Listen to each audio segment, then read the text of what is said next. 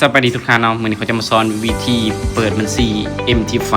ในโบรกเกอร์ KVB เนาะหลังจากที่ว่าเราสมัครเรียบร้อยแล้วก่อนอื่นเมื่อเราต้องมีโบรกเกอร์ก่อนหลังจากมีเรียบร้อยเราต้องได้เข้ามาโบรกเกอร์แล้วกดเข้ามาบนนี้เนาะ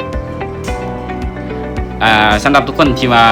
สมัครใหม่เนาะมันจะขึ้นให้สร้างบัญชีบนนี้เลยกดเข้าบนนี้ได้เลยแต่ว่าในกรณีนี้คันมีบัญชีแล้วเนาะให้แต่ละคน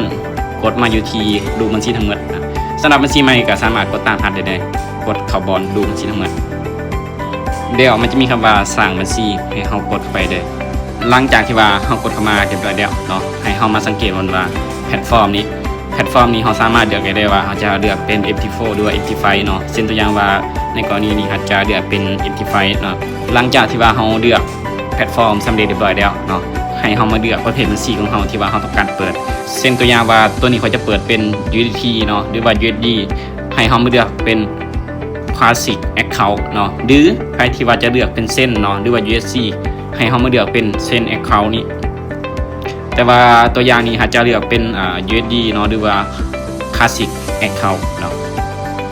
มันจะเป็นบัญชี USD หลังจากที่ว่าเขาเลือก3อย่างไปเรียบร้อยให้เขามาปรับตัวส่วนของ leverage นี้ให้เป็น1:1,000ตามคลิปวิดีโอที่ว่าหัดขึ้นนี้กดไปได้หลังจากนั้นตัวสุดท้ายให้เขามาตั้งรหัสผ่านตัวที่ว่าเขาจะเข้าสู่ระบบMT4 หรือว่า MT5 ของเรานะสำหรับรหัสผ่านตัวนี้ให้เราตั้งเป็นตัวพิมพ์ใหญ่ตัวพิมพ์น้อยตัวเลขและตัวอักษรพิเศษนะเฉพาะภาษาอังกฤษเท่านั้นเด้อตัวอย่างว่าเราจะตั้งแบบนี้นะมันต้องมีตัวพิมพ์ใหญ่พิมพ์น้อยแล้วก็ตัวเลขแล้วก็ตัวอักษรพิเศษจาก1ตัวหรือ2ตัวเนาะสำหรับรหัสผ่านนี้ต้องมี8ตัวเลขขึ้นไปเด้อทุกคนเด้อหลังจากที่ว่าเราเลือกสำเร็จเรียบร้อยเนาะทั้ง5อย่างนี้ให้เรามากดติ๊กข้างหน้า3อันนี้ติ๊กไปให้หมดเลยหลังจากนั้นกดเสร็จสิ้นแบบนี้ก็ถือว่าเป็นที่สำเร็จเนาะสำหรับการเปิดบัญชีหลังจากที่ว่าเราเปิดสำเร็จเรียบร้อยเนาะให้เราติ๊กออกได้เลยแล้วมากดรูบัญชีทั้งหมดแล้วให้เรามาเลือกบัญชีที่ว่าเราเปิดเมื่อกี้นี้เนาะตัวอย่างว่าตัวนี้เนาะจะเป็นตัวที่ว่าเราเปิดมาเมื่อกี้นี้กดเข้ามาได้เลยหลังจากนั้นให้เรากดอยู่ที่ขีด3ขีดแล้วมากดอยู่ที่ข้อมูลเกี่ยวกับบัญชีหลังจากนั้นมันจะแสดงชื่อเซิร์ฟเวอร์และเลขบัญชี MT5 ของเราเนาะหลังจากที่ว่าเราไล่แบบนี้เรียบร้อยแล้วเนาะให้เราเข้าไปอยู่ที่ MT5 ของเราได้เลยหลังจากที่ว่าเราเข้ามาอยู่ที่หน้า MT5 ของเราเรียบร้อยเนาะให้เรากดเข้าที่ตะขาแล้วกดบวกบัญชีใหม่หลังจากนั้นให้เราพิมพ์ชื่อหรือว่าชื่อเซิร์ฟเวอร์ของเราเนาะที่ว่ามันจะแสดงขึ้นในตัวนี้เนาะตัวนี้เนาะจะเป็นชื่อเซิร์ฟเวอร์สามารถพิมพ์ตามนี้ได้เลยหรือว่าเขาจะมาพิมพ์ใส่ว่า KVB เนาะ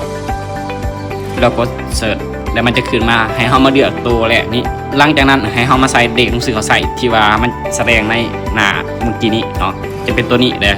เลขที่บัญชีนี้ให้เขามาพิมพ์ใส่ได้เลยหลังจากที่ว่าเขาพิมพ์เลขหนังสือเขาใส่เรียบร้อยแล้วเราทุกคนเนาะให้เขาเข้ามาอยู่ที่หน้า MT5 คือเก่าเลยหลังจากนั้นให้เขามาใส่รหัสผ่านตัวนี้จะเป็นรหัสผ่านที่ว่าตั้งก่อนหน้านี้เนาะหลังจากนั้นให้เรากรอกข้อมูลเข้าสู่ระบบได้เลยจะเป็นรหัสผ่านที่ว่าตั้งก่อนหน้านี้หลังจากที่ว่าเราใส่รหัสผ่านเรียบร้อยแล้วเนาะให้เรากดโดดนี้